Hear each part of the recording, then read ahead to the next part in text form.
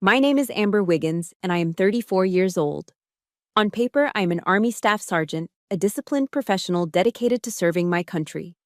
But in the eyes of my family, I am nothing more than a walking ATM and a single, childless failure. My younger sister Maya's engagement party was supposed to be a celebration, a night of joy and new beginnings. Instead, it ended with me standing frozen in the middle of a crowded, upscale Ruth's Chris steakhouse, while Maya laughed and threw a glass of red wine all over my dress blues.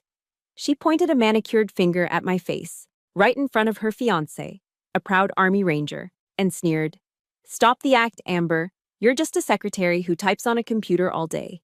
Don't embarrass Eric with those fake medals you probably bought online." My mother sat right there, witnessing the humiliation, and didn't say a single word to defend me. She simply whispered, "Amber, go change. You're upsetting your sister." They thought I would bow my head and take it, just like I always do. But they didn't know that the man Maya was trying so desperately to impress, that arrogant Ranger fiancé, had just locked eyes on something pinned to my uniform. Something hidden beneath the wine stain that would make him snap to attention and call off this wedding immediately. Let me know in the comments what state you are watching from, and please hit that subscribe button if you have ever been looked down upon by your own flesh and blood. This story is the counterattack for every forgotten child who has carried the weight of the world in silence. But before that glass of wine shattered my patience, I have to tell you about the drive that led me straight into hell. I rested my forehead against the steering wheel of my beat-up Toyota Camry. The air conditioning was blasting, hitting the back of my neck with a chill that did absolutely nothing to soothe the pounding headache behind my eyes. 36 hours. That was how long I had been awake. I had just spent the last day and a half locked inside a windowless CIF, a sensitive compartmented information facility deep in the bowels of the Pentagon. I'd been analyzing terabytes of drone surveillance data, cross-referencing intel reports, and making split-second assessments to ensure a SEAL team didn't walk into a sophisticated ambush in Syria. My eyes burned as if someone had rubbed sand in them. My stomach churned, empty except for the acid of stale black coffee that had been my only fuel. I looked down at myself. I was still wearing my Army service uniform, the dress blues. I should have changed into civilian clothes hours ago. I should be wearing jeans and a t-shirt. But a red alert had come down the pipe at the last minute, forcing me to brief a 2-star general directly before I could even think about clocking out. By the time I was dismissed, I was too exhausted to find a bathroom and change. I just wanted to go home. I wanted to stand under a hot shower until the water turned cold and then sleep for 12 hours straight. But I couldn't. Tonight was Maya's night. It was always Maya's night. I lifted my head and put the car in gear, merging onto I-95. The traffic was a nightmare, gridlocked as far as the eye could see, which was typical for a Friday afternoon in D.C. The red taillights stretched out like a river of blood ahead of me. Suddenly, the silence of the car was shattered. My phone, connected to the Bluetooth, began to buzz violently. It wasn't a phone call. It was a barrage of text messages, arriving one after another like machine gun fire. Ding. Ding. Ding. I glanced at the dashboard screen. From Mom. "Don't forget to stop by the bakery and pick up the cake. It's the one we ordered, the $200 custom one. Make sure they don't smear the icing." From Maya. "You better not be late, Amber. Eric hates people who run on civilian time. Don't embarrass me." Another one from Maya, seconds later. "Oh, and remember to transfer the deposit for the dinner to the restaurant ASAP. My card got declined again. Oops." I gripped the steering wheel so hard my knuckles turned white. 15 messages in the span of 2 minutes. Not a single one of them asked, "Hey, Amber, are you okay?" Not one of them asked, "Did you have a hard shift?" Or, "Did you get home safe?" To them, I wasn't a soldier who had just spent 36 hours ensuring national security. I wasn't a staff sergeant with a clearance level higher than most people even knew existed. I was just the pack mule. I was the mobile wallet, expected to dispense cash and favors on demand. I pulled over onto the shoulder of the highway, my hands shaking. The urge to just turn the car around was overwhelming. I could turn off my phone. I could drive back to my small, overpriced apartment in Alexandria, lock the door, and let them figure it out. I could let Maya's card stay declined. I could let them eat cake from a grocery store. But then, my father's voice echoed in my head, a recording that had been playing on a loop for 20 years. You're the big sister, Amber. You have to sacrifice. Maya is delicate. You're strong. It's your job to take care of her. That toxic mantra had been my prison cell since I was 14 years old. I thought about Jocko Willink, whose podcast I listened to religiously on my morning commutes. Discipline equals freedom. That was the code I lived by. Discipline kept me sharp when I was analyzing targets. Discipline kept me awake when everyone else was sleeping. But right now, my discipline felt less like freedom and more like a shackle. Don't blame, take ownership. That was another Jocko-ism. But who was I taking ownership for? My own life? Or the life of my 29-year-old sister who still lived like a teenager on her parents' dime? I let out a breath that shuddered in my chest. I grabbed my wallet from the passenger seat, pulled out my credit card, and punched the numbers into my phone to pay the Ruth's Chris invoice online. $3,000. Just like that. That was 2 months of rent for me.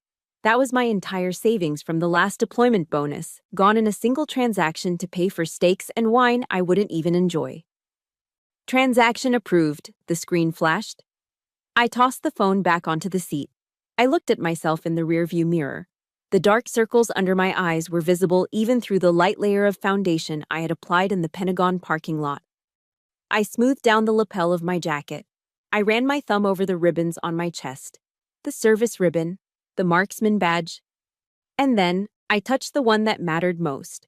The one partially hidden under the fold of my jacket so it wouldn't draw attention.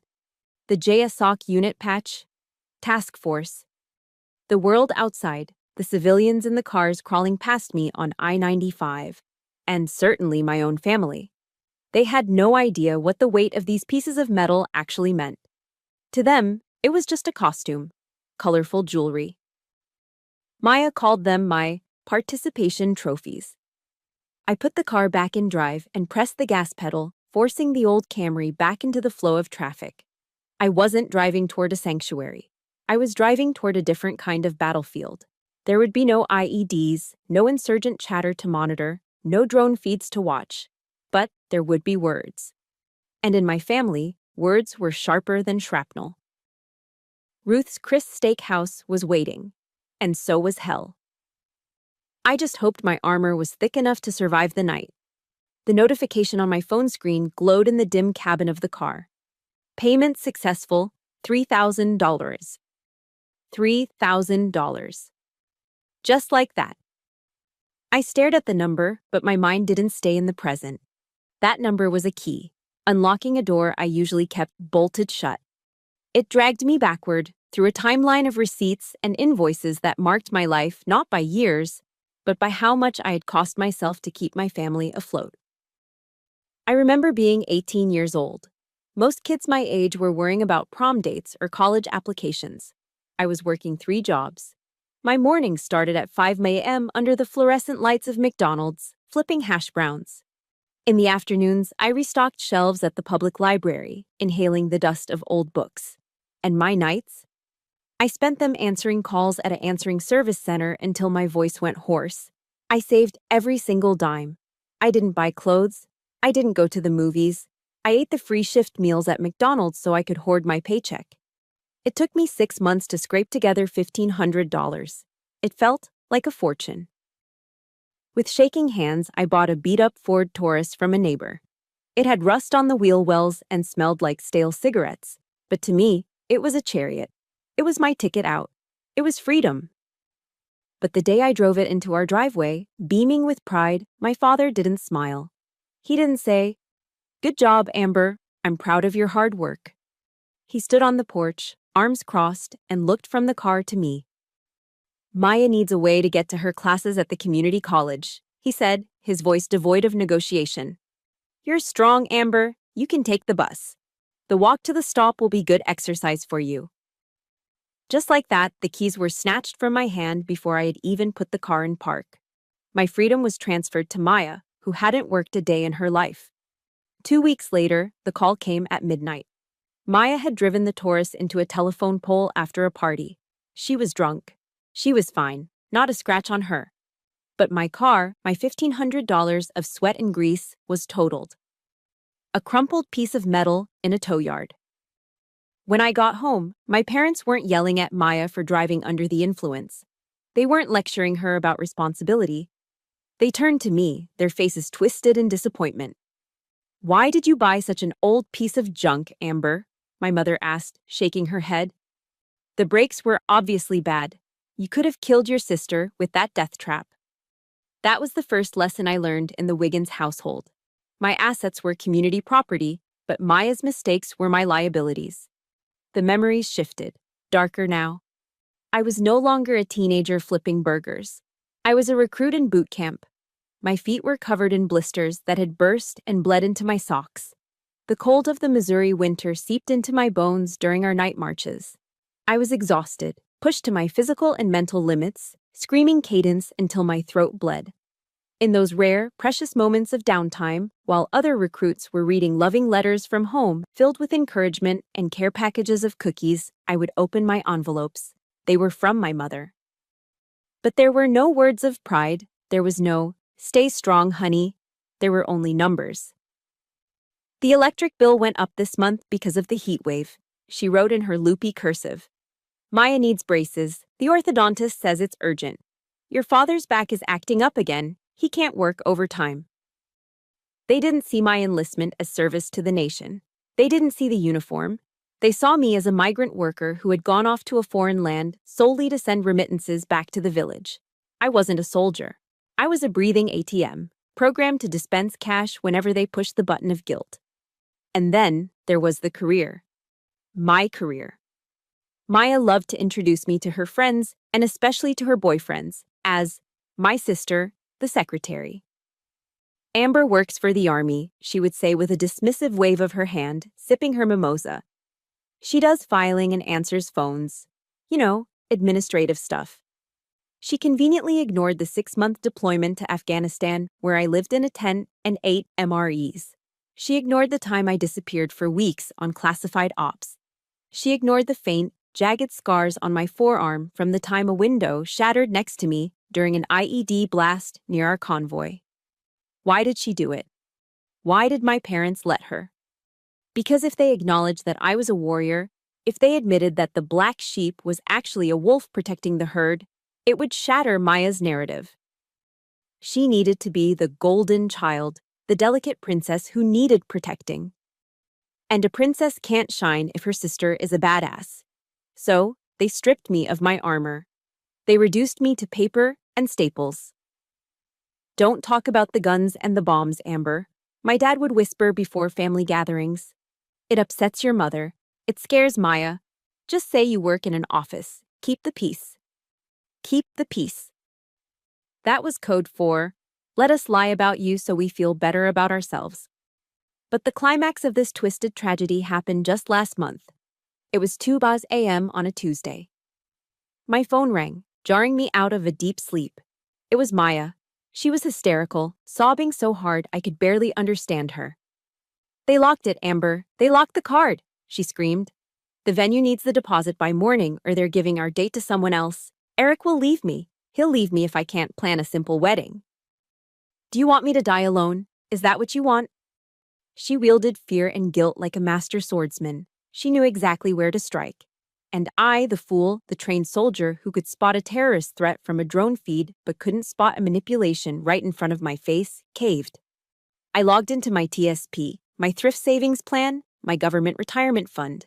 I requested a hardship withdrawal. I took the tax penalty. I took the hit to my future. I transferred $10,000 to her account at 3 a.m. "Thank you, thank you, thank you," she had cried, hanging up the moment the transfer cleared. The next morning, I scrolled through Instagram while drinking my bitter coffee. There was a new post from Maya, a picture of her and Eric, beaming, holding hands in front of the wedding venue. The caption read, "So blessed. We got the venue of our dreams. Thank you to the universe for always providing and listening to my manifestations." Blessed Destines Manifestation. Wedding vibes. The universe. Not Amber. Not her sister who had just gutted her retirement savings. The universe provided. I was just the invisible conduit, the ghost in the machine that made her manifestations appear.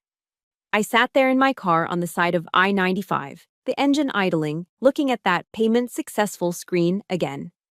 The anger that had been simmering in my gut for years began to boil. It was a thick, hot sludge in my veins. They had taken my first car. They had taken my paycheck. They had taken my identity. And now they were taking my dignity. I swiped the notification away. If you are listening to this and you feel a tightness in your chest because this sounds too familiar, I need you to hit that like button right now. And in the comments, I want you to type just one word: respect. Type respect if you believe that support goes both ways and that family shouldn't be a one-way street of taking. I put the car in gear. The memories faded, replaced by the harsh reality of the present. Ahead of me, through the windshield, the Ruth's Chris Steakhouse loomed like a fortress. And in the parking lot, standing under the warm glow of the entrance lights, I saw them, Maya and Eric, in the flesh. They were laughing. Maya was leaning into him, her hand on his chest, that expensive engagement ring, probably paid for by the universe, sparkling in the light. They looked like a magazine cover. They looked happy. And I looked like a wreck. I took a deep breath, smoothing the front of my uniform one last time. The ghost of the past was done haunting me. It was time to face the monsters of the present. I opened the car door and stepped out into the night. I watched them from the driver's seat of my Camry, the engine finally silent, but the heat of the drive still radiating off the hood. Maya and Eric. If you have ever seen an action movie, you know exactly what Eric looked like. He was the cliché come to life. He was a big guy, built like a linebacker, with sleeves of tattoos running down both arms. Even for a nice dinner at a steakhouse, he was wearing a tight tactical t-shirt with a Punisher skull on the chest, stretched to the limit over his biceps to make sure everyone within a 5-mile radius knew he worked out. Eric was an Army Ranger. I respected the tab. I respected the training. You don't get through Ranger school by being soft. But there is a difference between being a soldier and being a showboat. And Eric straddled that line aggressively. The problem wasn't his service. The problem was what he believed about mine. Because of Maya, Eric didn't see me as a fellow NCO. He didn't see me as a peer. In his mind, I was a sad, middle-aged woman who pushed papers in a temperature-controlled office in D.C., collecting a government paycheck while real men like him did the heavy lifting. He thought my salary was a waste of taxpayer money. He had no idea that just 6 months ago, the intelligence packet I built, the one that identified a high-value target safe house in Mosul, was the reason his platoon didn't walk into a fatal funnel. I had saved his life, or at least the lives of guys just like him. And he looked at me like I was the help. I rolled down my window just a crack. The night air let in the sound of their voices. They were standing near the valet stand, smoking. Maya ran her hand up Eric's arm, her voice taking on that sugary, helpless tone she used whenever she wanted something. "Babe, please promise you'll be nice to Amber tonight," she cooed, pouting her lips. "She's sensitive. You know how she gets. She's always been a little jealous because you're a real warfighter, and she's just, a civilian in a uniform." My grip on the door handle tightened until my fingers ached. A civilian in a uniform. Eric let out a bark of laughter, exhaling a cloud of smoke into the night air. "Don't worry, babe," he said, his voice booming with unearned confidence. "I won't bully the pog. Somebody's got to make the coffee and file the reports while the big boys are working, right? Pog. Person other than grunt." It was the favorite insult of the infantry, a way to dismiss anyone who didn't kick down doors for a living. To him, I was lower than dirt. I was support staff. I was unnecessary. The blood rushed to my face, hot and fast. Coffee? Filing reports? For a split second, the urge to slam the car door open and march over there was overpowering. I wanted to get right in his face. I wanted to scream at him about Operation Neptune's spear. I wanted to tell him about the nights I sat in a dark room, eyes glued to a drone feed, holding the power of life and death in my hand, deciding whether a shadow on a screen was a terrorist planting an IED or a farmer planting crops. I wanted to ask him if he had ever had to make a call that could wipe out a city block. But I froze. I didn't move. Why? Because of the security clearance. Because of the NDA I signed that was thicker than a Bible. And because of the discipline of a non-commissioned officer. General Mattis once said, "Be polite, be professional, but have a plan to kill everybody you meet." That was the difference between me and Eric. He was loud, I was professional. A lion doesn't need to roar at a house cat to prove it's a predator. If I went over there and started a shouting match in the parking lot of a Ruth's Chris, I wouldn't be proving my worth. I would be proving Maya right. I would be the hysterical, jealous older sister. I took a deep breath, inhaling through my nose and exhaling slowly through my mouth, forcing my heart rate to slow down. 4 count in. 4 count hold. 4 count out. Tactical breathing. It worked in a firefight and it worked in a parking lot. I swallowed the lump of anger in my throat. It tasted bitter, like bile. I would play this game, but I would play it by my rules. I looked down at my chest. The streetlights caught the reflection of my ribbons. They weren't just colorful pieces of fabric. They were stories. They were sacrifices. I thought about Sergeant Davis. Davis had been my mentor during my first deployment. He was the one who taught me how to read the landscape, how to spot the disturbances in the dirt that signaled a buried bomb. He was the best soldier I ever knew. And he died 3 feet away from me when our vehicle hit a pressure plate I hadn't seen. He died so that people back home, people like Maya, people like my parents, could sleep safely in their beds. He died so Eric could stand there in his tight t-shirt and run his mouth. To let them turn this uniform into a joke, to let them reduce my service to making coffee, was an insult to Davis's memory.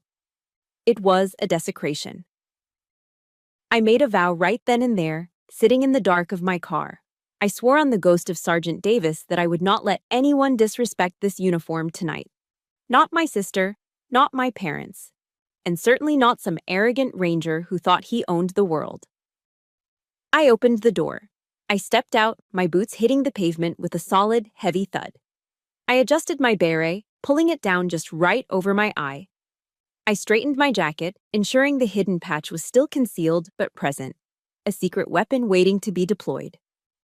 I wasn't walking into a dinner party.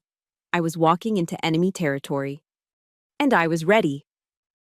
The heavy wooden doors of Ruth's Chris Steakhouse swung open, and I stepped out of the humid DC night and into the air-conditioned luxury of the lobby. The air smelled of sizzling butter, prime-aged beef, and expensive perfume. Soft jazz played in the background, a stark contrast to the heavy metal drumming of my own heart. My parents were already there, standing near the hostess stand. My mother looked elegant. She was wearing a silk navy blue dress that fit her perfectly. It should have looked familiar to me, because I was the one who paid for it. Last month, she had sent me a link to the Macy's website with a text that said, "It would be so nice to have something decent to wear for Maya's big night." I had clicked buy now without a second thought. My father stood next to her, fiddling with his tie, looking uncomfortable in his suit. They looked like the perfect suburban couple waiting to greet their successful daughter. But when they turned and saw me, the smiles slid off their faces like grease off a hot pan. My mother's eyes raked over my Army service uniform. She didn't see the crisp lines, the polished brass, or the ribbons that told the story of my career. She saw a costume. She saw an embarrassment. She didn't rush over to hug me. She didn't ask, "Amber, honey, you look exhausted. Are you okay?" Instead, she pursed her lips and let out a dramatic sigh. "Oh, for heaven's sake, Amber," she said, her voice pitched just loud enough for the hostess to hear. "I told you to change out of that stiff outfit. You look like a security guard who got lost on the way to the mall." A security guard. The insult landed with a dull thud in my chest. I opened my mouth to defend myself, to explain about the red alert, about the 36 hours I had just spent protecting the country she lived in, but my father stepped in before I could speak. He grabbed my elbow, his grip tight, and pulled me a few steps away from the entrance, towards a potted ficus tree. He leaned in close, his voice a harsh whisper. Listen to me, Amber, he hissed, the smell of his cologne overpowering. Tonight is important. Eric's family is very prestigious. They come from money. Don't you dare stand there with that sour look on your face. I'm just tired, Dad, I said, trying to pull my arm away. I haven't slept in. I don't care, he cut me off. And remember one thing. Eric is a ranger. He's a combat veteran. He has a big ego. Do not, and I mean do not, start debating military tactics with him. Don't correct him. Just play dumb, okay? Let him be the man. Make your sister happy for once. I stared at him, stunned. Play dumb? He was asking a staff sergeant, a senior intelligence analyst who briefed generals on national security threats, to pretend to be an idiot so that her sister's fiancé wouldn't feel threatened. He wanted me to dim my light so Eric's fragile ego could shine. Dad, I'm not going to lie about who I am, I said quietly. It's not lying, it's being polite, he snapped, releasing my arm. Now, put a smile on. They're seating us. We were led through the dining room to a semi-private area in the back. The table was set beautifully with crisp white linens and sparkling crystal glasses. Maya was already seated in the center, radiating triumph. She looked like a queen holding court. Eric was right next to her, his arm draped possessively over the back of her chair, looking every bit the conquering hero. My parents took the seats directly across from them, beaming with pride. And me? The hostess led me to the very end of the long rectangular table. My seat was on the corner, right next to the high-traffic aisle where the waiters were rushing back and forth with trays of sizzling steaks. Every time a server passed, I felt the wind of their movement. But the location wasn't the worst part. The worst part was who I was sitting across from. Directly opposite me sat an elderly woman with thick glasses and a hearing aid that was whistling faintly. It was Eric's great-aunt Mildred. She was smiling vaguely at a breadstick. The seating arrangement screamed the truth louder than any words could. I was the financier of this feast, the person whose credit card had just secured this reservation. But I was not a participant. I was the help. I was the outlier. I was essentially the guard dog stationed at the perimeter to ensure the royals enjoyed their meal in peace. I sat down, taking my beret off and placing it carefully on my lap, smoothing the wool fabric. I looked down the table. Maya was laughing at something Eric whispered in her ear. My mother was leaning in, rapt with attention. My father was pouring wine. They were a family. And I was just a guest they were forced to invite. Here, let me help you with that, sweetie. My mother's voice drifted down the table. I looked up to see my mother reaching over to Maya's plate. She picked up a knife and fork and began to cut Maya's filet mignon into bite-sized pieces. Be careful, my mother cooed. We don't want you to splash any juice on that beautiful dress. Eat slowly, okay? Maya, a 29-year-old woman about to get married, sat there and let our mother cut her meat like she was a toddler in a high chair. She smiled, basking in the attention. The sight made my stomach clench so hard I thought I might be sick. It wasn't just annoyance. It was a visceral, physical pain that ripped open a memory I had tried to bury for 15 years. I was 19. I had been training for the Army physical fitness test. I was doing pull-ups on a bar I'd rigged up in the garage. The bar snapped. I fell 8 feet onto the concrete floor. I heard the crack before I felt the pain. My left arm was broken, the bone pressing angrily against the skin. I had stumbled into the kitchen, cradling my arm, tears streaming down my face, white-hot agony shooting through my shoulder. Mom, I had gasped. I think I broke my arm. My mother had been on the phone with one of her friends. She didn't hang up. She covered the mouthpiece with her hand and looked at me with annoyance, not concern. Oh, Amber, honestly, she had sighed. You're always acting like such a tomboy, jumping around like a monkey. This is what happens when you act like a boy. Mom, it hurts, I had sobbed. I need to go to the ER. Well, I can't take you right now, she had said, uncovering the phone to resume her gossip. Maya has her dance recital in an hour and I have to do her hair. You're a big girl. You're tough. Take the bus to the hospital and don't get blood on the carpet. I had walked 4 blocks to the bus stop, cradling my broken arm, alone. And now, Here she was, 15 years later, terrified that a drop of steak juice might ruin Maya's dress, while the daughter she sent to the hospital alone sat ignored at the end of the table. There is a saying, the axe forgets, but the tree remembers. My mother was the axe. She had swung and chopped at me so many times she probably didn't even remember the blows, but I was the tree. I bore every scar in the rings of my soul. I reached for my water glass. My hand was steady, soldier's discipline, but inside I was shaking. I took a long sip of ice water, trying to wash down the bitter taste of resentment that was rising in my throat. I didn't cry. I wouldn't give them the satisfaction. Crying was a luxury for people who had someone to comfort them. I had learned a long time ago that my tears were invisible to this family. I set the glass down. The condensation was cold against my fingertips. I took a breath. I was Amber Wiggins. I was a staff sergeant. I had survived war zones. I could survive a dinner. But as I looked up, I saw Eric leaning forward, a malicious glint in his eyes. He raised his wine glass, looking down the table directly at me. The silence was over. The attack was about to begin. The waiter arrived, placing a plate in front of me with a theatrical flourish. "Caution, madam," he warned. "The plate is 500 degrees."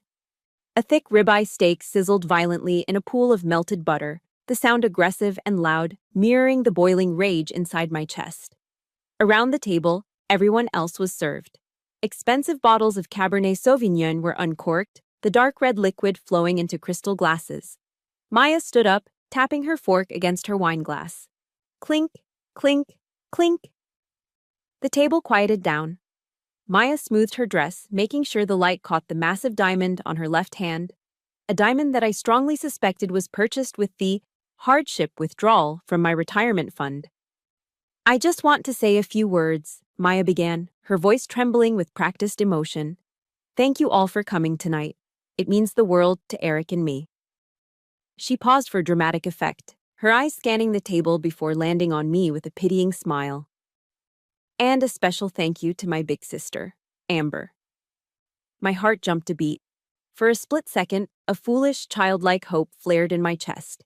Maybe she's going to acknowledge me. Maybe she's going to say thank you for the money. "Amber," she continued, "I know how hard it was for you to come here tonight. I know how busy you are with your office work, and I know how much you hate parties and being around people. So thank you for making the sacrifice to leave your little bubble for us." A ripple of polite, condescending laughter went around the table. The hope in my chest died instantly, strangled by her words. It wasn't a thank you. It was a backhanded compliment, a verbal slap disguised as a caress. In 3 sentences, she had managed to belittle my career as office work and paint me as an antisocial hermit who hated fun. I forced a tight, polite smile, gripping my napkin under the table until my knuckles turned white. "You're welcome, Maya," I murmured. Eric, emboldened by the laughter and perhaps the 2 scotches he'd had at the bar, leaned forward. His eyes were glassy, swimming with arrogance. "Yeah, Amber," he boomed, his voice carrying across the restaurant. "Maya tells me you work in HR or something? Personnel files? That must be thrilling." He chuckled, looking around the table to ensure he had an audience. His cousins and friends snickered. "It's intelligence analysis, actually," I said, my voice steady but quiet. Right, Intel. You guys stare at spreadsheets all day." Eric waved his hand dismissively. "Let me ask you a serious question, though.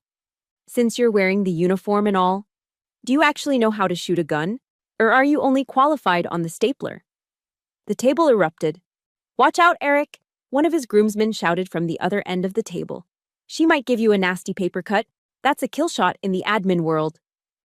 "Death by PowerPoint," another one yelled. They were howling now, wiping tears from their eyes. I sat there, frozen. The heat from my sizzling steak plate was nothing compared to the heat rising in my face. It wasn't just embarrassment. It was the feeling of being stripped naked and whipped in the town square while the villagers cheered. I looked across the table at my parents.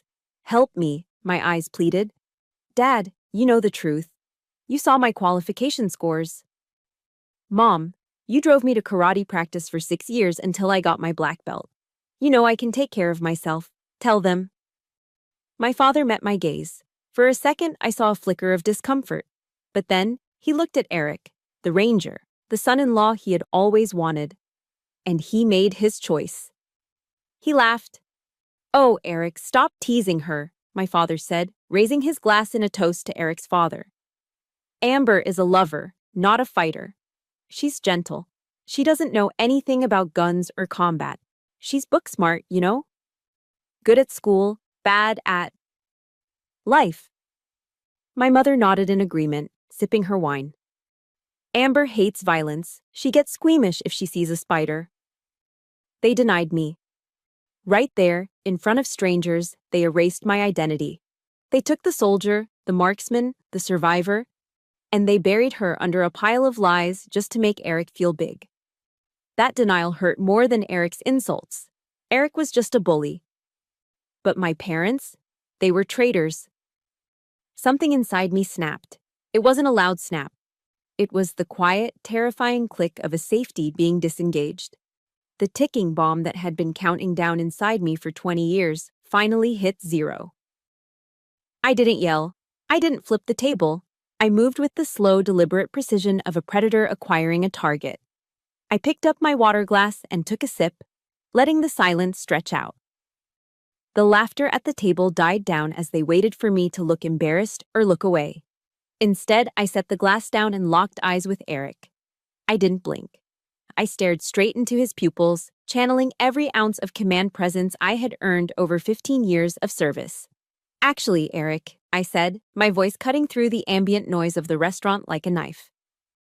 It wasn't loud, but it was projected perfectly. "I don't work in HR, and regarding your question about shooting..." I leaned forward slightly, just enough to intrude on his personal space from across the table. My last qualification on the M4 carbine was 40 out of 40 on pop-up targets. Expert badge. And I shot a perfect score on the M9 pistol qualification last week. I tilted my head, keeping my eyes locked on his. "What was your last score, Eric? Did you hit 36, or did you have an off day?" The silence that fell over the table was absolute. It was heavy and suffocating. Eric's smile froze on his face. His eyes widened slightly. He hadn't expected the secretary to know the metrics. He hadn't expected the book-smart girl to have a shooter's gaze. 40 out of 40 is a perfect score. It's rare, even for infantry, even for rangers on a bad day. It requires not just skill, but ice-cold nerves. For a moment, nobody moved. The only sound was the whistling of Aunt Mildred's hearing aid. Then Maya gasped. She glared at me, her face flushing red with indignation. "Amber," she hissed, her voice vibrating with shock. "What are you doing? Why are you being so rude?" I sat back in my chair, picking up my fork and knife. My heart was pounding, adrenaline flooding my system like a drug. It was the same feeling I got right before a raid. The fear was gone. There was only clarity. "I'm just making conversation, Maya," I said calmly, cutting a piece of my steak. Eric asked a question. I answered it. I put the steak in my mouth and chewed. It tasted like victory. But as I looked at Maya, I saw her hands shaking. She wasn't just embarrassed, she was furious. I had broken the script. I had stepped out of my role as the punching bag. And the princess was about to strike back. Maya exploded. It wasn't a slow burn. It was an instantaneous, volcanic eruption triggered by the one thing a narcissist cannot handle: being upstaged. She stood up so abruptly her chair scraped loudly against the wooden floor, a harsh screech that cut through the ambient noise of the restaurant. Her face, usually so perfectly composed with layers of expensive makeup, was contorted into a mask of ugly, red fury. "Can you just stop?" she shrieked. Her voice wasn't just loud, it was piercing, echoing off the mahogany walls of the steakhouse. "You always do this. You always have to make everything about you." Conversations at nearby tables stopped. Heads turned. A waiter carrying a tray of martinis froze mid-step. We had become the show. We were the spectacle everyone pretends to ignore while desperately listening to every word. I'm not doing anything, Maya, I said, keeping my voice low and level. I remained seated, my back straight, my hands resting calmly on the table. It was the posture of someone de-escalating a hostile locale during a patrol. Sit down, you're making a scene. I don't care if I'm making a scene, she yelled, pointing a manicured finger at my face. You're just jealous. You're jealous because Eric is a real hero, a real man who fights for his country, and you're just nothing. You're a zero. You're a bitter old spinster in a Halloween costume trying to steal my spotlight. Zero. Halloween costume. The words were designed to hurt, to dig into the insecurities she thought I had. But they bounced off me. I had been called worse by Taliban insurgents. I looked at her calmly, almost pitying her lack of control. But my calmness was gasoline to her fire. She wanted a fight. She wanted me to scream back, to cry, to break down so she could be the victim again. And because I wasn't giving her that satisfaction, she decided to take it by force. Her hand shot out and grabbed her wine glass. It was full to the brim with expensive Cabernet Sauvignon, a deep, blood-red liquid. You like wearing that uniform so much? She sneered, her eyes manic. You think you're so special with your little medals? Let me decorate it for you. Time seemed to stop. In combat, they say time slows down during an ambush. Your brain processes information at hyperspeed, making seconds feel like minutes. That's exactly what happened now. I saw her arm tense. I saw the liquid slosh inside the glass. I saw the malicious intent in her eyes. I could have moved. I could have blocked it. My reflexes were faster than hers. I could have caught her wrist and snapped it before she even finished the motion. But I didn't. I sat there, unmoving as a statue. I let it happen. I needed everyone to see exactly who she was. Maya swung her arm. The wine left the glass in a perfect crimson arc. It hung in the air for a fraction of a second, shimmering under the warm lights of the chandelier, beautiful and destructive. Then, it hit me. Splash. The liquid slammed into my chest. It was cold, shockingly cold against the warmth of my skin. It soaked instantly into the dark blue fabric of my jacket. It splashed up onto my face, stinging my eyes. It dripped down onto the pristine white collar of my shirt, staining it a violent pink. It ran over my ribbons, over the marksman badge, over the service stripes, turning my career achievements into a sticky, dripping mess. The smell hit me next, the overpowering scent of alcohol and grapes. I sat there, blinking the wine out of my eyelashes. A single drop rolled down my nose and fell onto my hand. The restaurant was dead silent. The jazz music seemed to have stopped, or maybe my brain just tuned it out. No one moved, no one breathed. Even the kitchen staff had paused in the doorway. Maya stood there, panting slightly, the empty glass still clutched in her hand. For a second, she looked triumphant. A smirk played on her lips. But then, as the silence stretched on, dragging into an uncomfortable eternity, the smirk faltered. She looked around and realized that no one was cheering. Eric opened his mouth to laugh. I could see it in his face. He wanted to make a joke, to break the tension, to side with his fiancé. He let out a short, nervous, heh. But then I stood up. I pushed my chair back slowly. The sound was deliberate. I rose to my full height. Wine dripped from my chin. It dripped from my elbows. It pooled on the floor by my boots. I didn't wipe it off. I didn't try to clean myself. I just looked at them. I looked at Maya. Then I looked at Eric. I didn't say a word. I didn't need to. In the military, we talk about command presence, the ability to project authority without speaking. But this was beyond that. This was killing intent. It was the cold, hard look of someone who has seen death and isn't afraid to deal it out. Eric's laugh died in his throat. He choked on it. His eyes darted from my face to the stain on my chest, and I saw something change in his expression. Fear. Genuine, primal fear. He recognized the look in my eyes. It was the look of a predator that had just been poked one too many times. I turned my gaze to my parents. This was it. This was the moment. My sister had just assaulted me in public. She had desecrated a United States Army uniform. Surely this was the line. Surely this was where my mother would stand up and slap her. Surely this was where my father would demand an apology. I waited. My mother looked at me. She looked at the wine dripping onto the expensive carpet. She looked at the faces of the other diners staring at us in horror. Then she reached out and tugged on my father's sleeve. She leaned in, not to comfort me, but to distance herself from the embarrassment I represented. "Amber," she hissed, her voice loud enough for the entire table to hear. "Go to the restroom and clean yourself up, or just leave. Look at what you've done. You've upset your sister. Why do you always have to cause so much drama?" The world tilted on its axis. I upset her? I caused the drama? The wine was cold, but those words were ice picks driven straight into my heart. The armor I'd built around myself for 20 years, the armor of, they love me in their own way, the armor of, family is everything, shattered. It fell to the floor along with the red wine. There was nothing left to protect. There was no misunderstanding. There was no tough love. They didn't see me as a daughter. They didn't see me as a human being. I was just an inconvenience. I was a prop in their play that had malfunctioned, and now they were mad that I was ruining the scene. I looked at my mother, really looked at her, for the first time in years. I didn't see the woman who raised me. I saw a stranger. A weak, selfish stranger.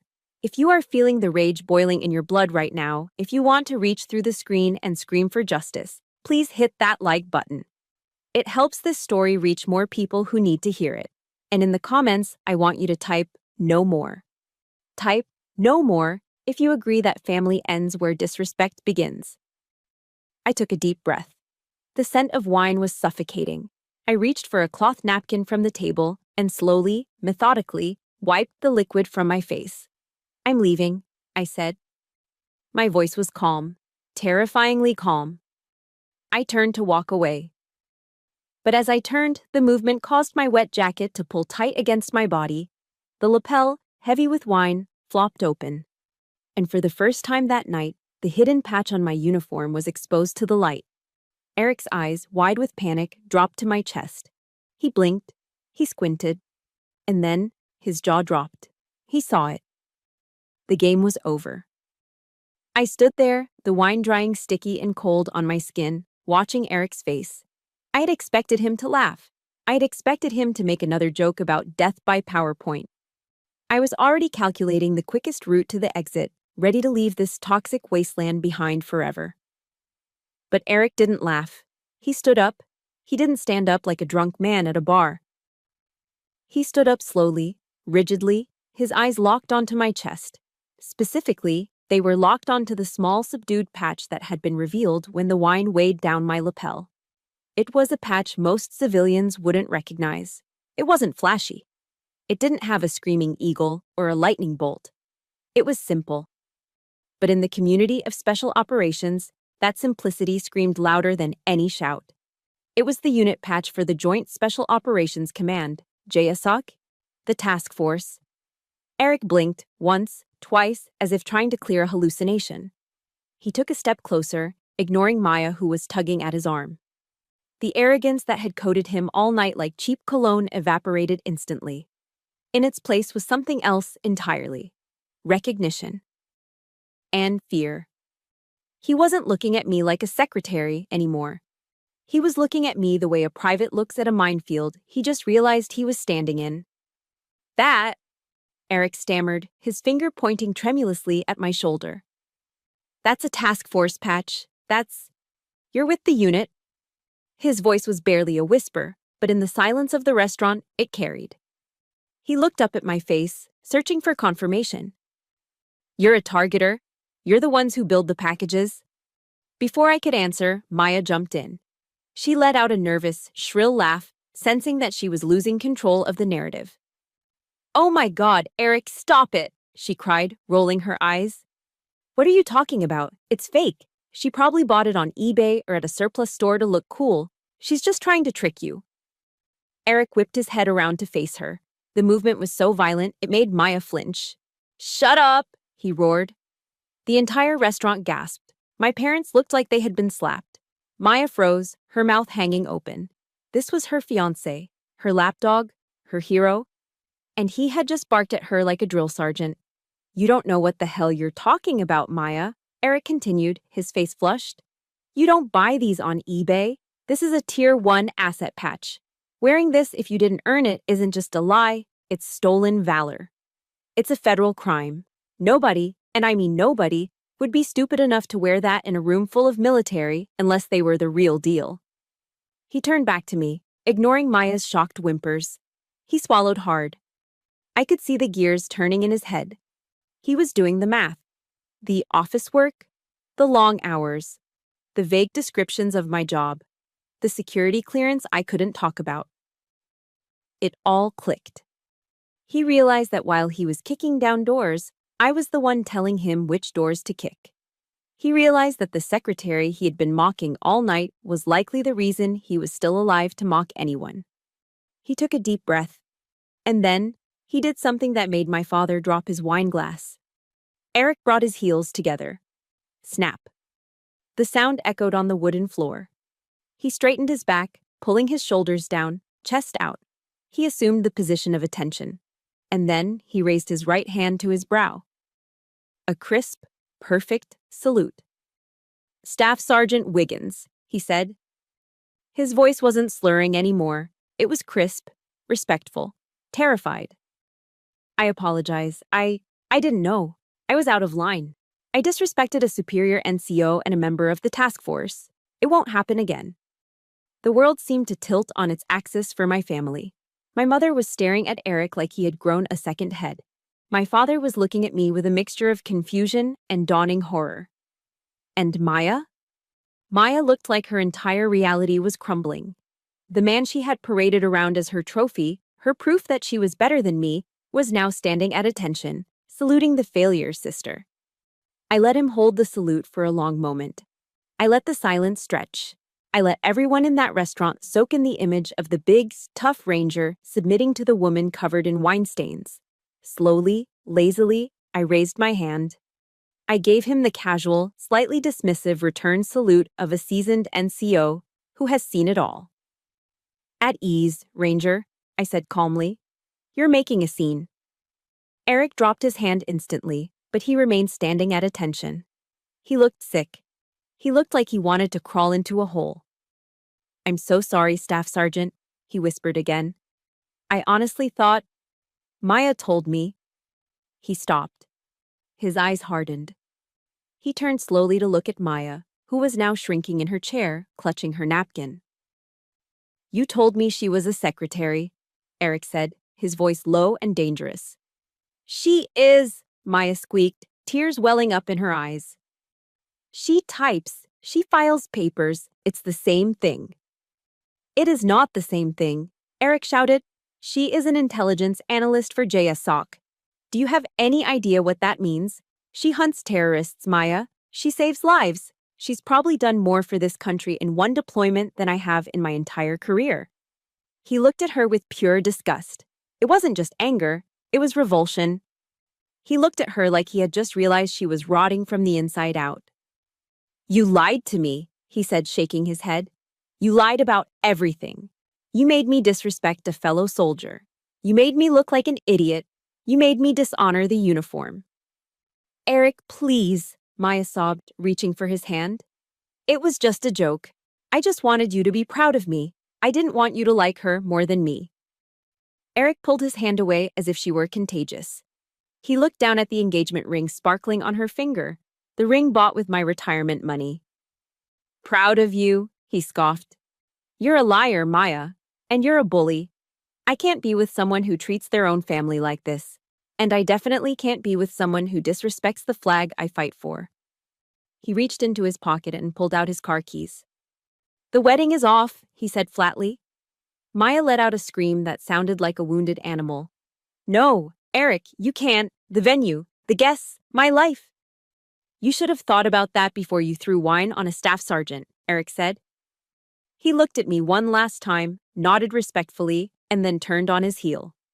He walked out of the restaurant without looking back.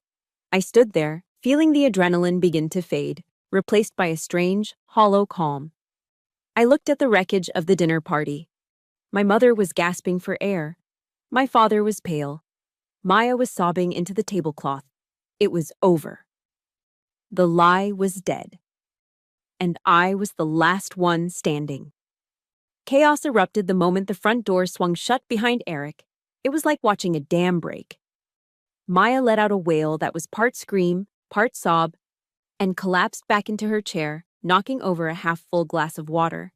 She was hysterical, clawing at the tablecloth as if she could physically drag Eric back into the room by sheer force of will. "He's gone! He's really gone!" she shrieked, her makeup running in black streaks down her face. "You ruined it! You ruined everything!" My parents were in a state of total panic. My father was looking at the door, then at Maya, then at me, his face pale and sweating.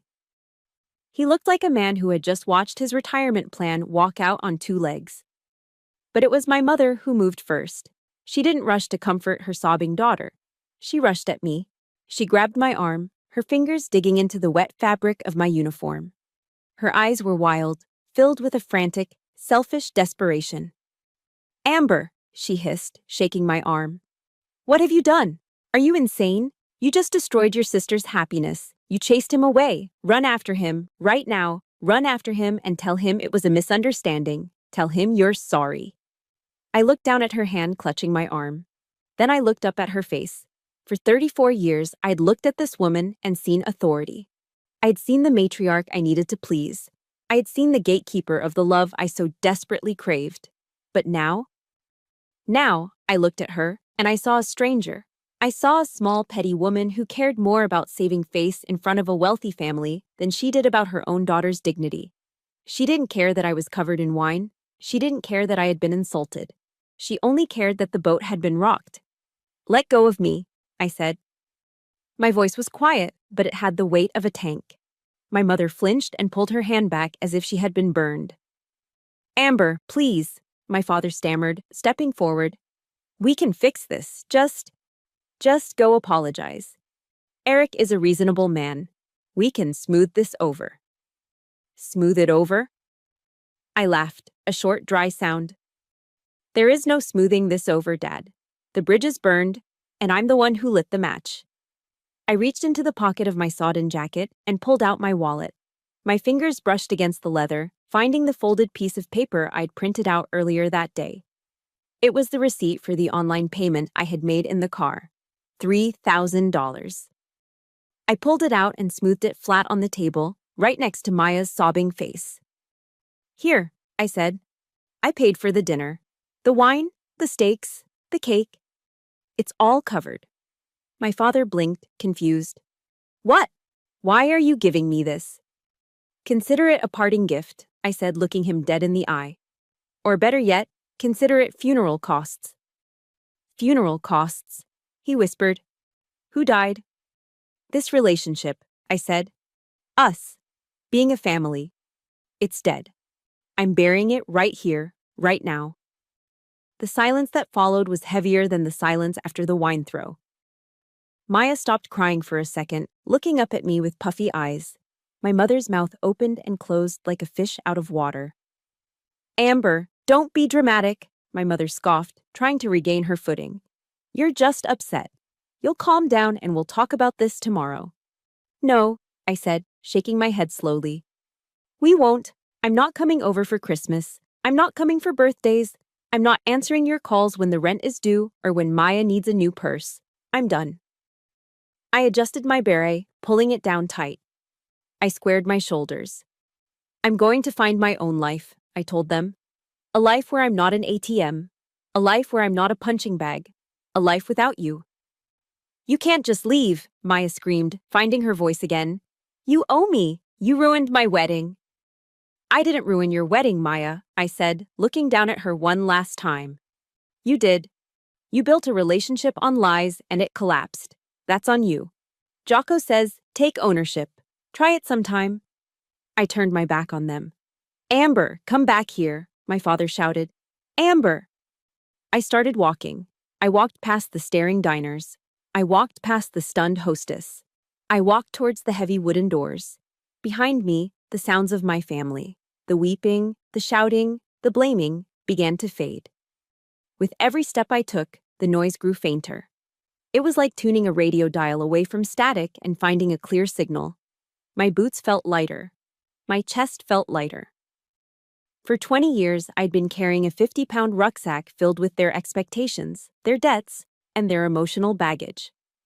I had marched through mud and fire for them, thinking that if I just carried it long enough, they would love me. But now I had dropped the pack. I had cut the straps and let it fall. I pushed open the doors of the restaurant and stepped out into the night. The DC air hit me. It wasn't fresh. It smelled of exhaust fumes, wet asphalt, and the humidity of the Potomac. But to me, in that moment, it was the sweetest perfume I had ever smelled. It smelled of autonomy. It smelled of peace. It smelled of freedom.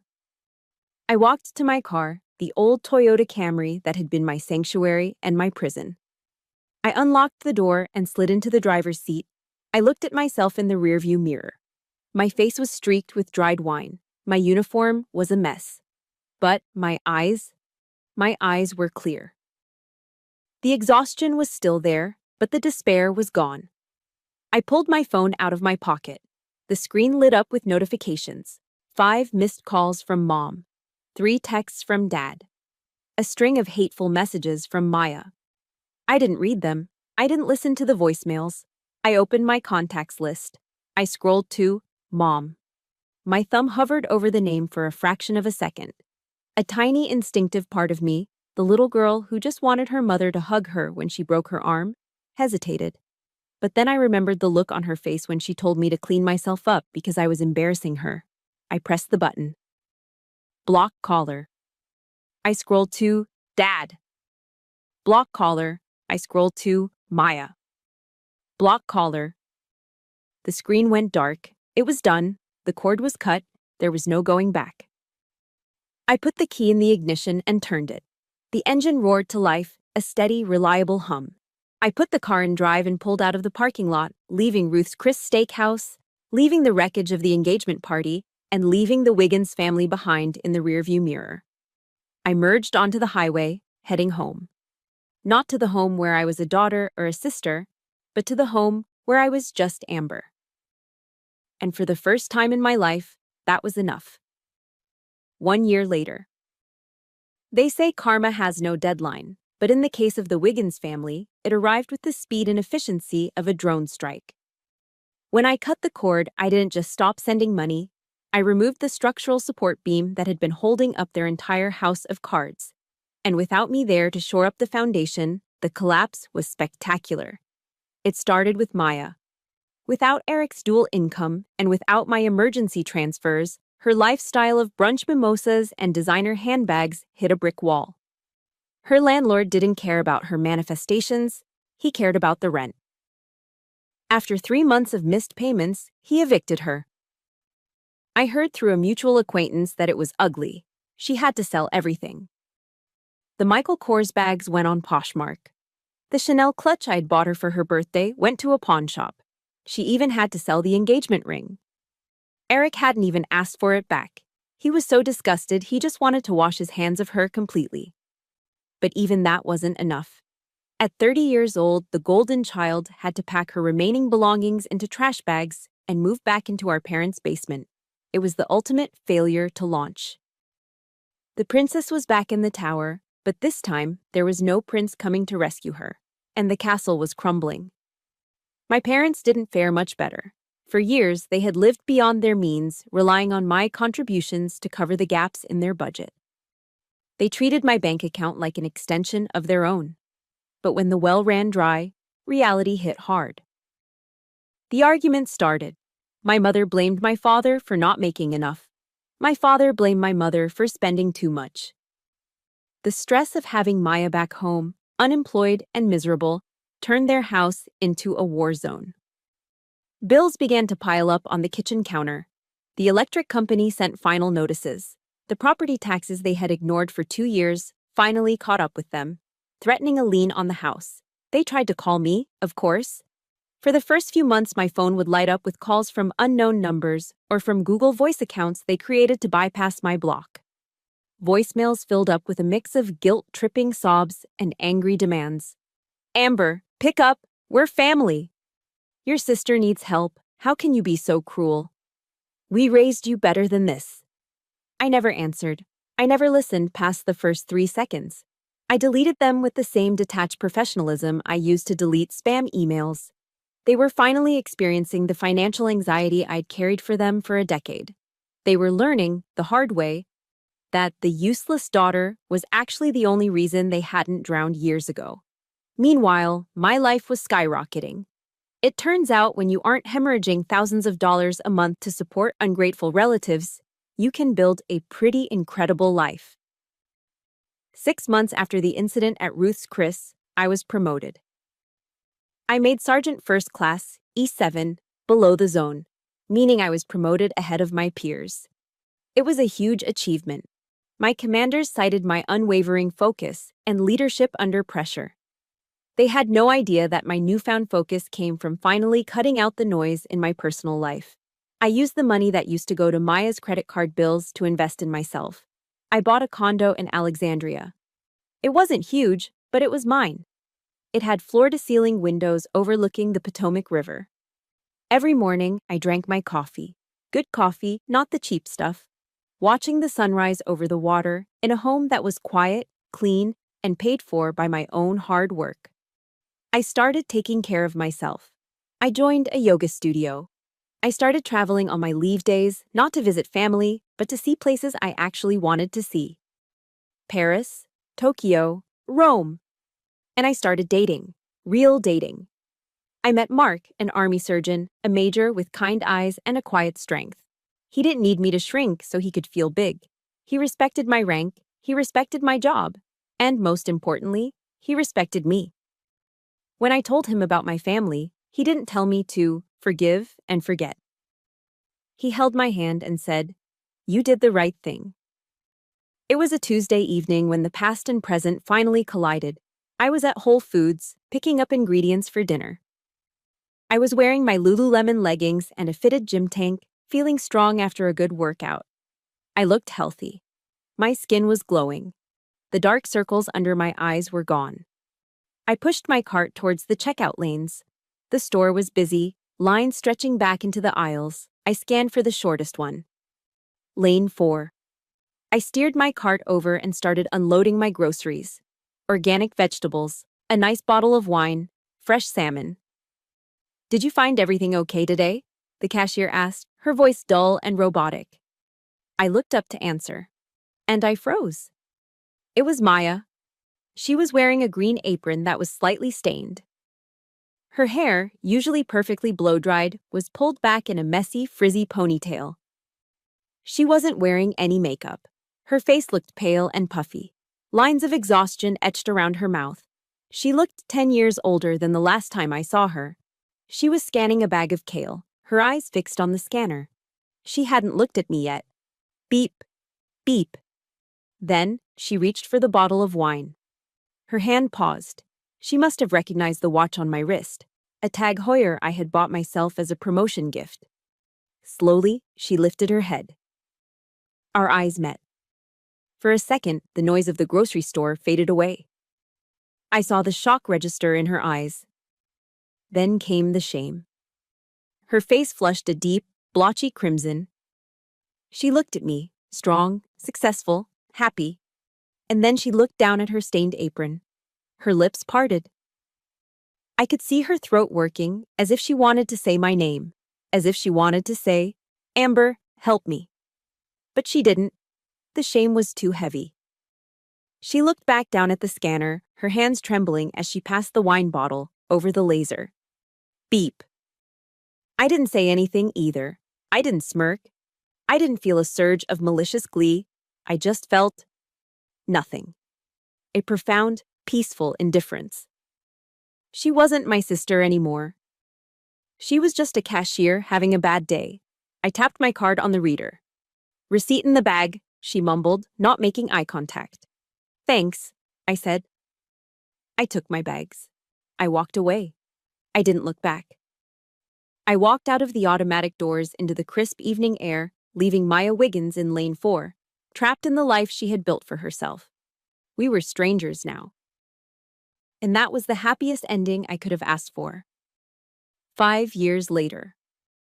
The auditorium was filled with the murmur of voices and the rustle of uniforms. The air smelled of floor wax and anticipation. I stood on the stage, the bright lights warm on my face, feeling the weight of the moment settle onto my shoulders. "Attention to orders," the adjutant barked. The room snapped to silence. "The Secretary of the Army has reposed special trust and confidence in the patriotism, valor, fidelity, and professional excellence of Sergeant First Class Amber Wiggins."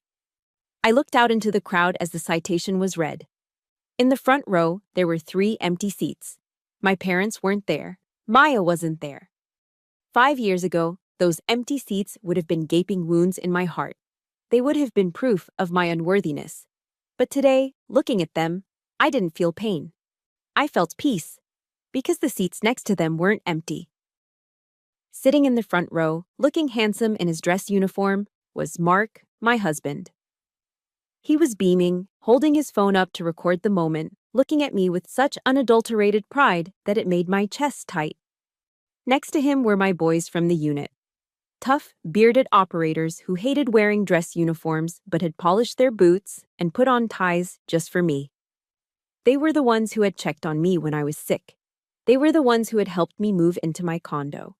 They were the ones who knew my coffee order and my darkest fears. And sitting next to them, clapping harder than anyone, was Eric. Yes, Eric. After that night at Ruth's Chris, after he walked away from Maya, he reached out to me. Not to beg for forgiveness, but to earn it. He had grown up. He had deployed 3 more times.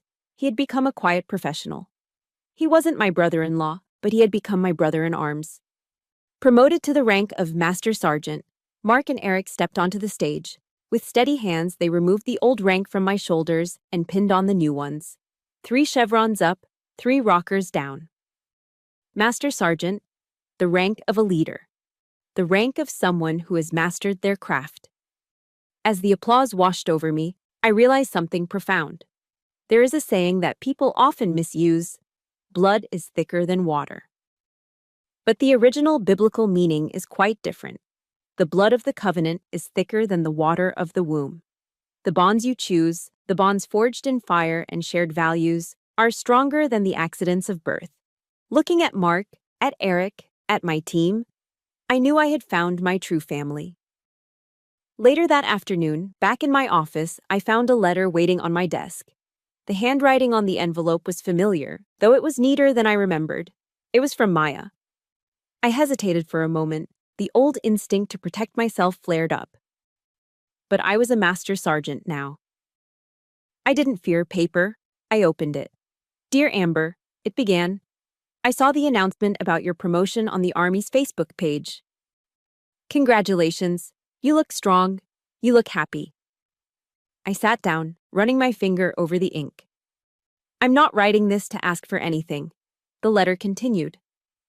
"I know I lost the right to ask you for help a long time ago. I just wanted you to know that you were right. About everything. After Eric left, and after you left, I hit rock bottom. Mom and Dad couldn't save me. I had to save myself. I went back to school, Amber. I'm graduating next month as a registered nurse. It's hard work. My feet hurt every day. But for the first time in my life, I feel useful. I feel like I'm actually doing something instead of just taking. I know I can't undo the past. I know I can't unthrow that wine. But I want you to know that I admire you. I always did. I was just too insecure to admit it. I hope you have a wonderful life. You deserve it. Love, Maya." I folded the letter carefully and placed it back in the envelope. I didn't reach for a pen to write back. I didn't pick up the phone to call her. Forgiveness, I had learned, doesn't always mean reconciliation.